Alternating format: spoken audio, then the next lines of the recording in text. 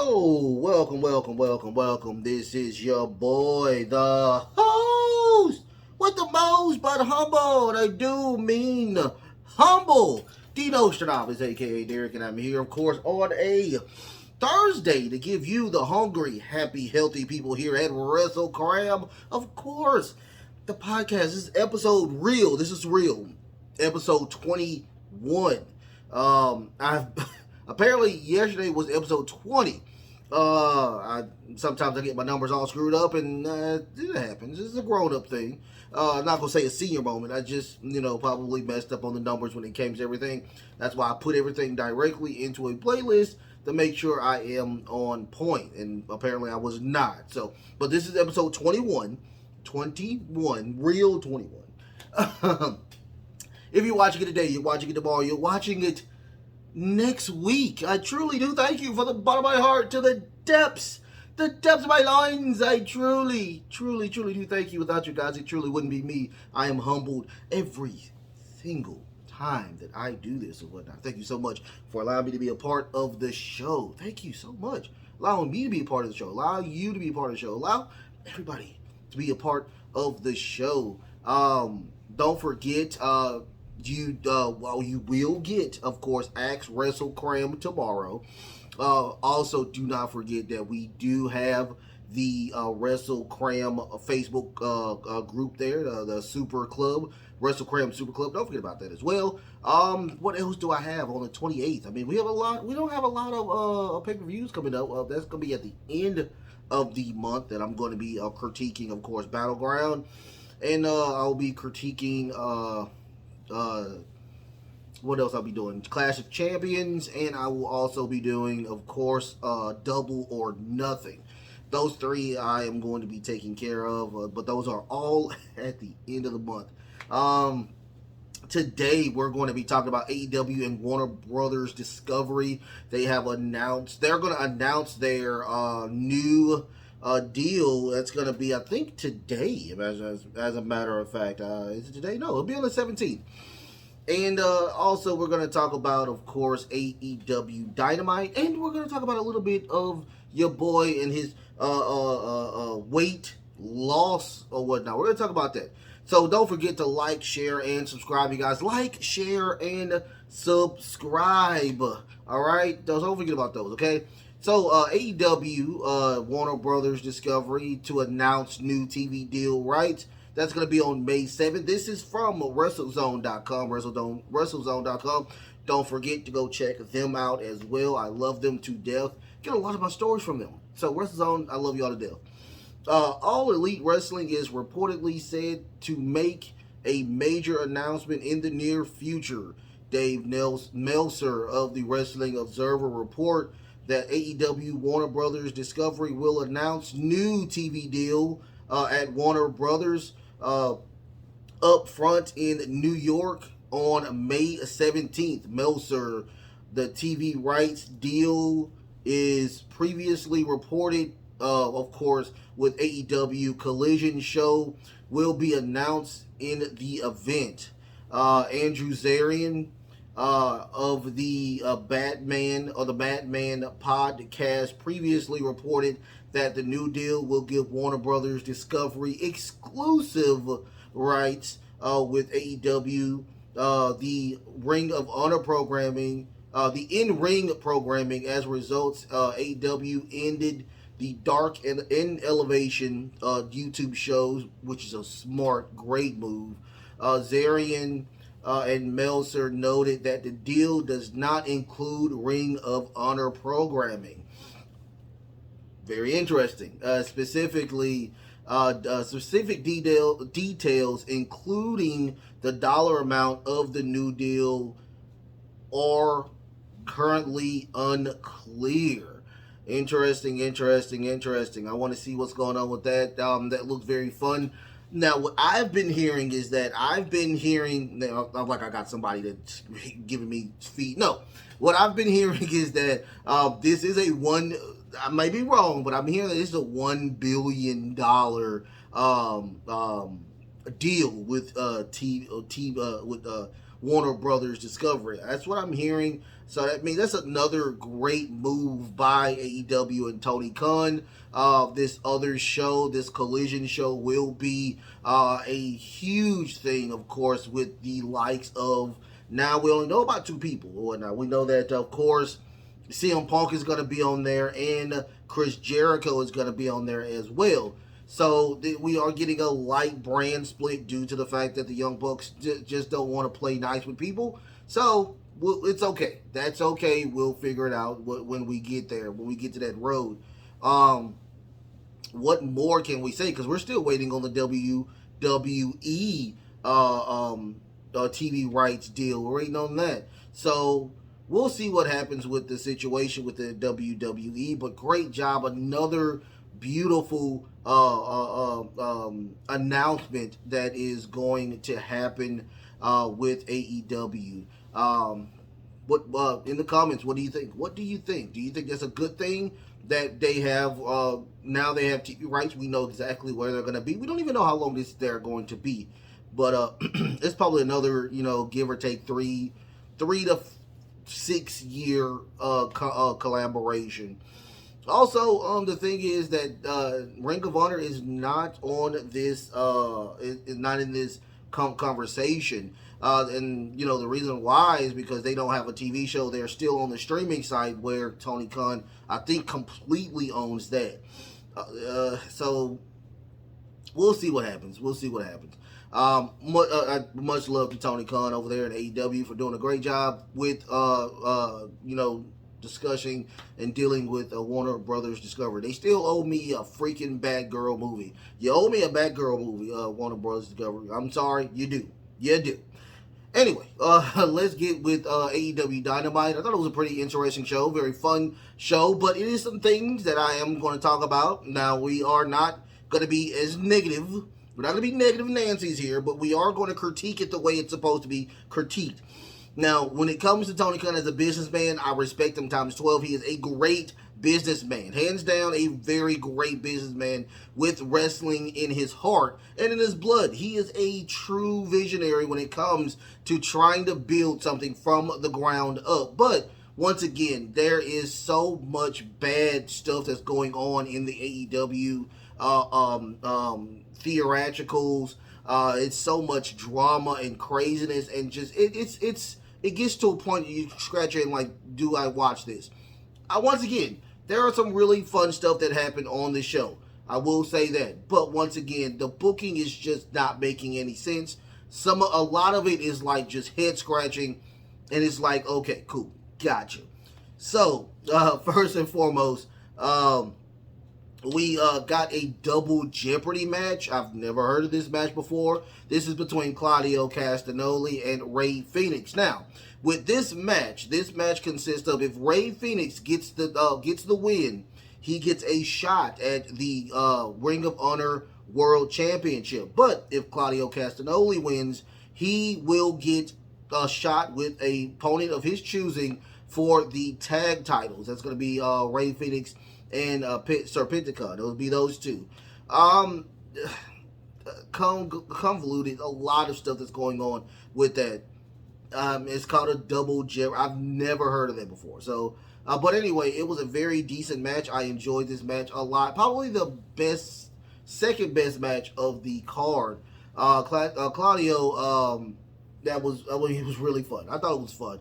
Ray starts off with attempted 3 suicide dives. He got 2 suicide dives in. The third one, Claudio caught him and threw him into the barricade. Lots of barricade match wrestling over here at this time. So Wheeler Yuta and of course Bryan Danielson are looking on the in the back on TV. Claudio with multiple elbows to the chin and a super Ricola bomb on to Rey Fenix to win the match. When I tell you this match was intense, very fun match, I will tell anybody to go watch this match. I honestly thought Rey Fenix was going to actually win this match, but Claudio was just so overpowered that it makes no sense. So after that, we get Brother Nero, not Jeff Hardy, but actual Nero. Nero was in the stadium And Paquette wanted to get words with him. He looked at Paquette and walked into Tony Khan's office. That was the end of that. We never saw him again. They never talked about it. That was the end of that segment.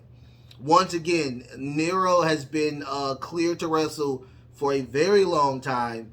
We are hearing that he is a diva. We are hearing that he doesn't want to work. He doesn't want to job out to people. So he wants to win and win and win, no matter what ands, if, or buts about it. So that's kind of not a good thing when you have somebody on your roster that doesn't want to lose. That's crazy. But anyway, let's get to MJF. MJF had a package where he was talking about the Beatles and the Four Pillars. The Four Pillars he thinks of as the Beatles. He said Sammy is Ringo. He said Jungle Boy is George. He says Darby Allin is John. And himself is Paul. He said he's going to be the best. He's going to be the longest due to the longevity of his wrestling style, which is a very smart move. He's going to be begging the other pillars to accomplish what he has done already. Smart move by another great champion, by your boy MJF.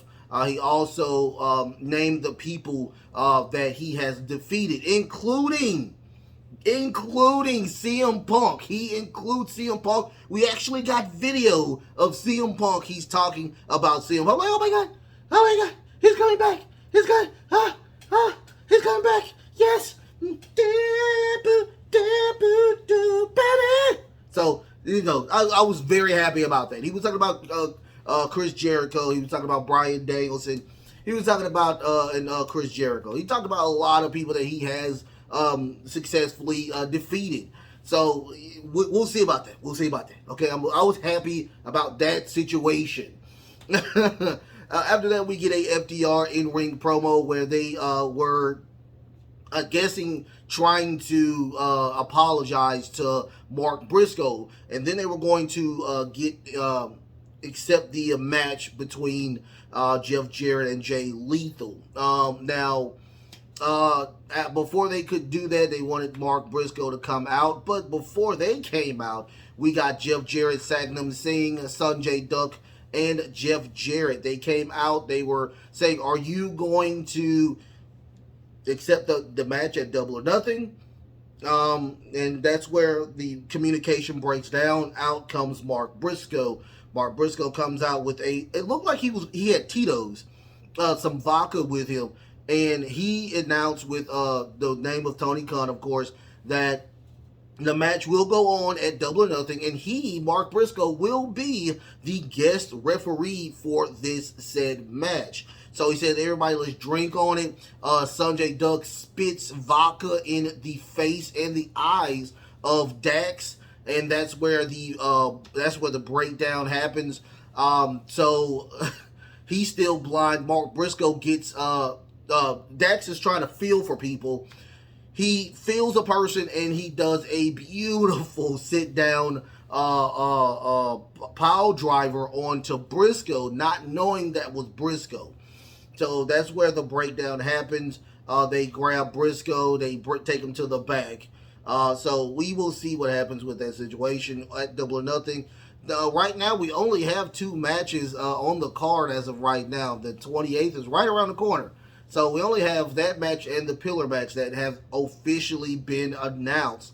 After that, we get Chris Jarrett. No, let's talk about this. A lot of people are not feeling that Jeff Jarrett is not the man to be when it comes to the tag team division. I disagree. Jeff Jarrett has been doing great work since he has gotten there. So, I mean, once again, even if you don't have a title, if you are doing good work and you're on air all the time, that means you are getting paid. That means you are being recognized. Jeff Jarrett is doing, like I said, doing great work. I am enjoying Team TNA. It is really fun, and I respect it times 12. It is what it is. Let's keep it going. I'm liking where they are manipulating Mark Briscoe because of the death of his brother, and you try to keep him as close as possible to them. So I mean, it's a very fun storyline. I can't wait to see what they do with Double or Nothing. Once again, Jeff Jarrett has been doing really great in-ring work. In-ring work. He's beat Dax. So, I mean, it is what it is. We will see what happens. I enjoy it. You should be enjoying it as well. It's wrestling. Come on. So after that, we get, of course, a interview with Chris Jericho. And he has a piece of paper with his lawyers and, of course, AEW officials telling him that Adam Cole is banned from the arena if Chris Jericho is there. He can no longer be in the same arena. So he said he created a unsafe work environment, and so he has a court order that bans him from the arena. Out comes Roderick Strong. He goes and talks to Chris Jericho. He says, "You have banned Adam Cole, but you have not banned me. So I would love to challenge you in a what was it? Is it an unsanctioned? No, it's not. It's a false count anywhere match with Chris Jericho." Chris Jericho's like, "Dude, are you serious?" He's like, "I have so many people behind me. You have nobody." And he was like, "Well, I did some lawyering up, some legal stuff of my own." And he gives him the paper. He said the JLS is does I say the JLS, the Chris Jericho Appreciation Society? They are barred from the building next week when Chris Jericho goes against Roderick Strong. He is upset about that situation. After that, we get Thunder Rosa. Thunder Rosa. I just talked about Thunder Rosa. Thunder Rosa walks into Tony Khan's office as well. We get nothing after that. We get absolutely nothing after that as well. Thunder Rosa, I know, has a really bad back injury. Maybe she's back. Hopefully she's back, but I want her to be 100%. Not 95, not 99.2. I need her to be 100% when she comes back and takes that title. So after that, we get an announcement by Tony Khan. Tony Khan has an announcement, but he's not going to give the announcement until next week. So what was the announcement? So you announced that you're going to announce something next week? Tony, I mean, sometimes it just doesn't make any sense. I just say, it's just crazy. After that, we get Orange Cassidy versus Daniel Garcia. I am really starting to like Daniel Garcia and his new little persona. I like that. But it was the same old Orange Cassidy type of match where he is, I think he's 17 or 8 now. He's 18-0 when it comes to him defending that title. Lots of, Daniel Garcia was working on the hand. He was working on the arms. He was working on a lot. He, of course, and here's the crazy thing about it as well. Orange Cassidy did beach break like 3 times on Daniel Garcia, and he kicked out of each and every one of those beach breaks. So we got that mousetrap pin for him to win again. That was the end of that match. But once again, it was just a typical Orange Cassidy match. Very interesting. See what happens with that situation. Okay. So after that, we get, of course, we get Britt Baker, and we get Jamie Hayter, and we get Sheeta. Sheeta wasn't there, but Britt Baker and Jamie Hayter were, and they did challenge the Outcast for a triple threat match. Sheeta will be back next week, and and Jamie Hayter said she will be not 100%, but she will be enough to beat their ass. So that was the goal of that situation. A little backstage or video package with that. After that, we get, of course, a in-ring interview with Christian Cage, followed by Luchasaurus. That's Tony Schiavone is in the ring, and he says that why, out of all the people in the back of the locker room, why is it that you are the person that gets that title shot first? And he says the reason, first he says Detroit is a piece of crap, to get everybody riled up to boo Christian Cage, like they're trying to do with Dominic. And he says the reason why is because he is Christian Cage. His list of accomplishments are just long as long can be. He talks about, of course, him and how great he was when it came to not only AEW but around the entire wrestling atmosphere. He was, of course, the champion over there in TNA. He was also a world champion in WWE as well. But he talks about, why do I have to face everybody with daddy issues? He said Wardlow. I'm not going to really talk about his father, but his father wasn't famous. It really is a waste of breath. He says that. Also, he talks about Arn Anderson and his son. I forgot his son was still even a wrestler on the contract. He says that he's still under AEW contract, but he's saying that he's not relevant, so he's going to the next biggest thing, which is, of course, Wardlow. He says, dude, I'm going to face your boy Wardlow. I'm going to spit in his face, and I'm going to win that title. It is what it is. I'm guessing they're going to face off, I'm guessing, at Double or Nothing. I don't know. They didn't let us know about that. Best promo of the night. Christian Cage knows how to get the crowd really pissed off, and they did a great job with that situation. After that, we get a Darby Allin video package where he is at home, and he talks about, of course, that he was put here on Earth not to clean toilets at a 99-cent store. His training consists of being a daredevil, being a skateboarder. He has they have a huge a ranch where he has like a forerunner, four-wheeler. He does a lot of crazy stuff there. Sting also gives his 2 cents, talking about he loves Darby Allin, he respects Darby Allin, and he should be the next AEW champion. I agree with that as well. I think Darby, out of all of the pillars, the only person other than MJF that has that it factor and great wrestling skills all wrapped up in a delicious burrito would be Darby Allin. After that, we get the no holds bar match from Anna Jay and Julia Hart. I will say this, very botchy, very, very botchy. I will say very, very botchy. I truly think Julia Hart was injured after that match. I truly think she was. She was holding the hip, but she did. This is the thing I like about the women and AEW. Even when they're injured, they are still going to try their hardest to finish the match, and that's exactly what she did.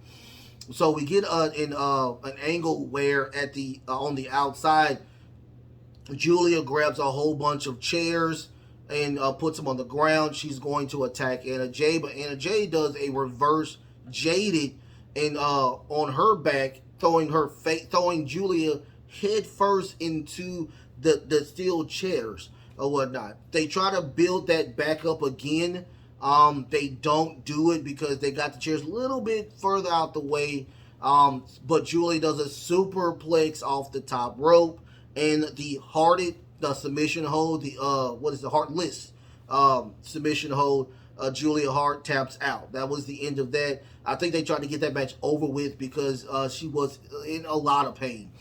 Just like I said, it was a lot of botchiness into this match, but once again, I do respect Julia Hart for finishing that match. After that, we get the Best Friends and Orange Cassidy and Bandito. We do have the very first open house match for the trios titles, and Paquette is like, so what is your stipulation? Like, do we supposed to have a stipulation? And so so the stipulation they said was they don't want the crazy witch lady there. She wasn't going to be there anyway because she just had a brutal match with Anna Jay. But the match consists of it in being in dark, I guess. The outside is dark, but it's remember, the rules are there is no rope break. There is a 20-second time limit, and it's on you, and it's a no disqualification. So and of course you have your own rule as well. You can pick your poison as well. A pretty decent match. All I can say about this match is that Bandito did a great job. I really, really love Bandito. He is not just an aerial person or a super luchador, and I call a lot of people, those people who do a lot of outrageous, crazy stuff, super luchadors. They do too much to get the crowd up and going. Bandito does just enough. He is more of a Rey Mysterio luchador. He's a very in place person, and he did a great job in that match. But that was not enough. We do get that crazy sit down power driver by Brody King onto, I think it was Bandito, for them to win the match. I had something that I was looking at. It was like they were just saying that, how do you like the House of Black or the Open House Challenge? I thought it was okay. I mean, it wasn't bad. It wasn't bad at all. But I mean, it was just a darkened arena where they wrestled in a light in just the ring showing. I mean, I thought it was okay. It wasn't bad. So I thought it was it was okay. So at the end of this match, we see that Orange Cassidy is on the ground, and one of the members of Aussie Open, his name is it Kyle Fletcher? He knocked out, of course, the Orange Cassidy, and apparently he's holding his title. So I'm guessing he's going to be the next opponent for Orange Cassidy. Once again, there is no other matches other than the tag match and, of course, the world title that has been announced as of right now. They talk about Jungle Boy. Jungle Boy was training at the age of 9 with a person who had a ring that was built from ground up. Christian Cage tells people that if he takes his head out of his butt, he can be the next AEW champion. He also doesn't want to take any shortcuts, and he also doesn't like any of the pillars. I can honestly figure that out. Jungle Boy needs to work on not only his mic skills, but himself as a general. I do not see him commanding the top of the card as of right now. He is not that guy. I'm sorry. Will he be that guy eventually? Probably. Does he need a heel turn? I would think so. Would I think that he would be probably like a MJF lackey for a year? Yeah, give him something to do other than him trying to be champion, because that is not what needs to be with Jungle Boy. He doesn't even need to be sniffing the title scene until we get a better mic with him. And once again, he's one of those flippity floppity guys that is really, really dangerous in the ring from time to time. So he has a world championship. He has a world tag titles. Let him have that. Let him bask in that glory for a little bit. But other than that, I don't think that he is ready for the top of the card yet. After that, we get the match of the night, which I thought was the match of the night. It was truly overbooked. Yes, it was truly overbooked. But was it a good match? That's a lot of people are talking. I got phone calls last night about the situation, okay? Was it overbooked? Was it good? Was it bad? Was the ending good? I will say to all of that, yes, it was a good match. It was a pretty decent match. That's what happens when you have a no disqualification steel match, a steel cage match. So I thought it was pretty good. It was very innovative. It wasn't better than the death match they had. Yes, by all means, better. Now, was it better than the Double or Nothing match? No, I will say that. The Double or Nothing match was way better than that stupid match where Kenny Omega was the champion. That was really bad. It was poorly orchestrated, and it didn't do what it was supposed to do. So let's get on with it. Of course, we get both of them. Well, we get Jon Moxley out there, and then we get Kenny Omega. Kenny Omega doesn't get his intro all the way because they start fighting on the ramp. We get other members of the Blackpool Combat Club. I think it was Claudio and Wheeler Yuta. We get those two. They attack Kenny Omega. We get the Young Bucks to come out. The Young Bucks attack. I think it was Nick that went and was about to attack Bryan Danielson, but that doesn't happen.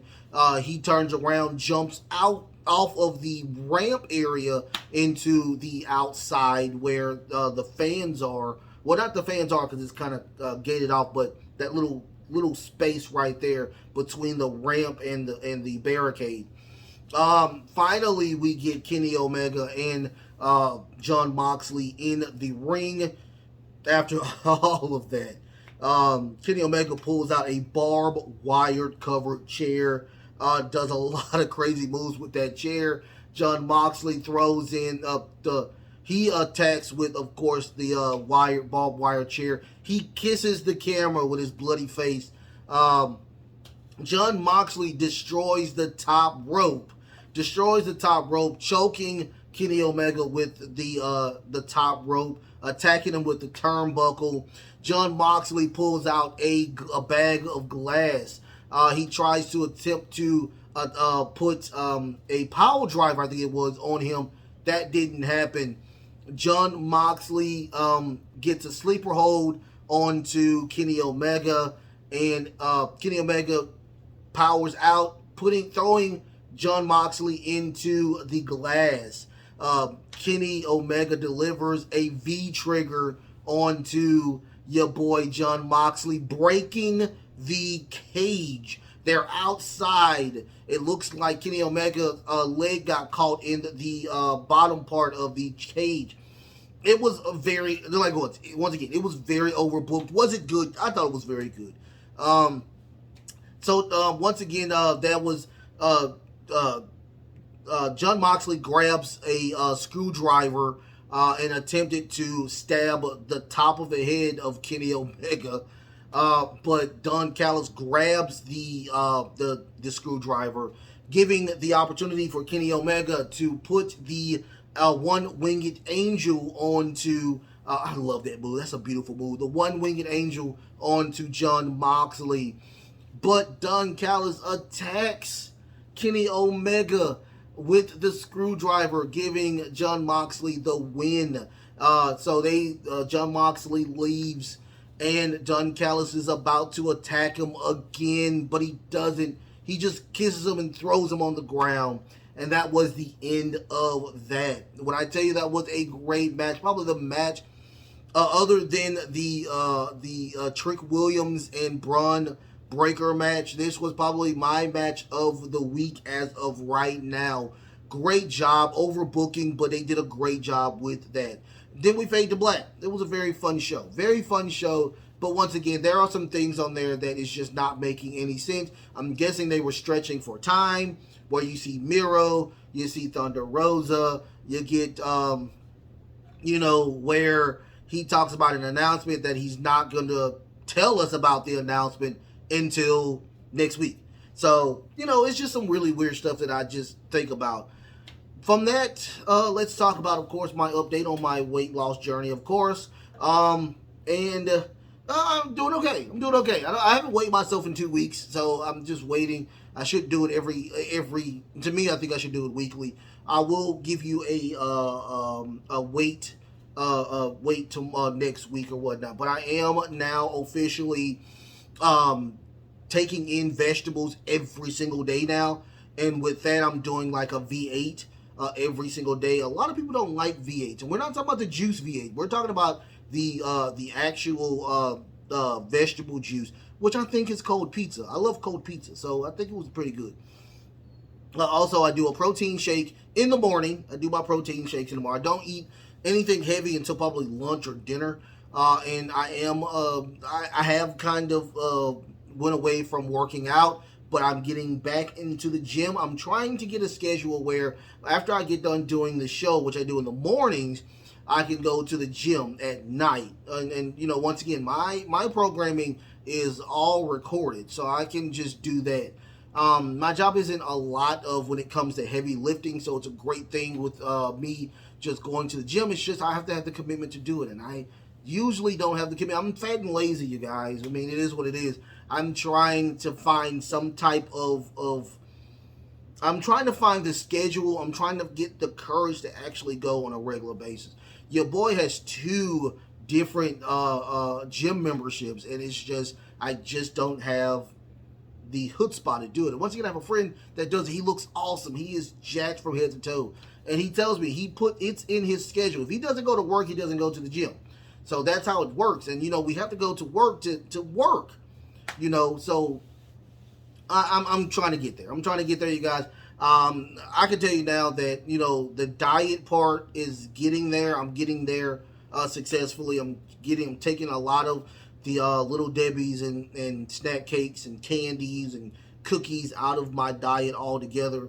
So slowly but surely, I'm trying to get there. And with your help and your support, I promise you I will. But I do thank y'all so much for being a part of this show. Like, share, and subscribe. You guys like, share, and subscribe. What do you think about Warner Brothers Discovery okaying their deal with AEW? Also, what do you think about AEW? What do you think about Christian Cage? What do you think about the, of course, the Roderick Strong and Chris Jericho match that's going to be next week? I guarantee that the Chris Jericho Appreciation Society is going to find some way to get in there. I promise you that. Orange Cassidy. I've never heard of this Aussie Open character. We're going to see what's going on with him. And why haven't there been any other matches announced for Double or Nothing? It's on May 28th. We need to figure out what's going on with that situation. Also, Nero and Thunder Rosa, and nothing after that. We got absolutely nothing after that. So we will see what happens with all of this. What do you think about the cage match? What do you think about the cage match with Kenny Omega? Once again, I got a lot of people praising that match. I got a lot of people shitting on that match. So it's a who's who on what do you think this should be.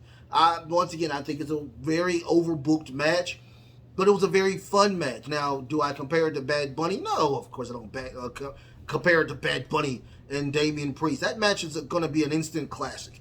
But out of the 3 or 4 matches that they have had, I think there was 3. The Double or Nothing match that they had was really fun. I thought it was the best match they had. And then after that, you have this match, this cage match, and I don't even put that other death match into the conversation of even best matches on AEW, period. But, once again, don't forget, you guys, I do have a Facebook group page. Don't forget about going to go hang out with your boy over there. I do post on a regular. I post daily, as a matter of fact, if you want to go out there and hang out with your boy.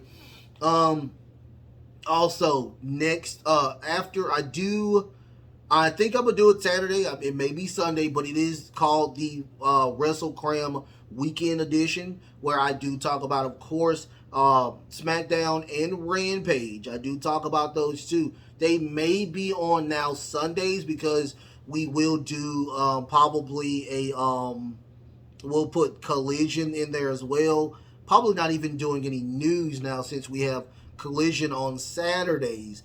So it will be right now. Right now it will be, of course, a little bit of news. We'll do SmackDown and Rampage, followed by, of course, the top 10 of the wrestlers that was. We'll do that. I think a lot of people are liking the top 10 wrestlers that was of the week. It was really fun. I enjoyed that. Talking about, of course, when I do the top 10, it's pretty much just recapping some really fun stuff that happened in the week that was. So it's kind of more like just giving a recap on highlighting a lot of fun stuff that happened on the weekend.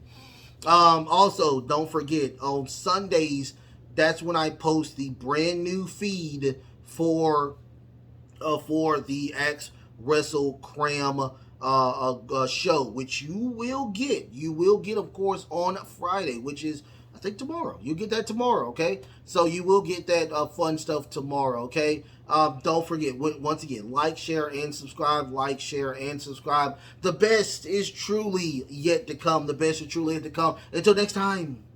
Until next time, everybody. Love, peace, and of course, wrestling.